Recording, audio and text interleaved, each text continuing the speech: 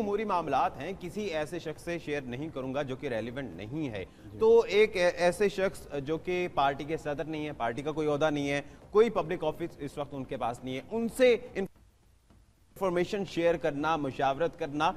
कानून क्या कहता है इस बारे में, उनका हल्फ क्या कहता है इस बारे में? देखिए जी, कानून तो यही कहता है, जो हमने सुना है कानून दानों से, वो यही है कि जी पॉलिटिकल पार्टीज़ एक्ट के तहत नाअहल शख्स जो है, जो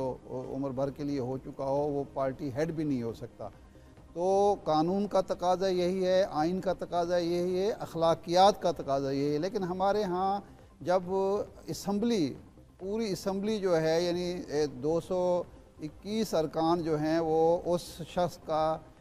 बैनर लेके असम्बली में दाखिल होते हैं, उनके फ़्राइज़ में शामिल है कि जी वो उसका वज़ीर आज़म जब असेंबली में बैठे तो उनके रोस्टरों के आगे वज़ीर आज़म ये कहेगा कि जनाब असली वज़ीर आज़म तो वो हैं, मैं तो सिर्फ 45 दिन के लिए आया हूँ। तो यहाँ कानून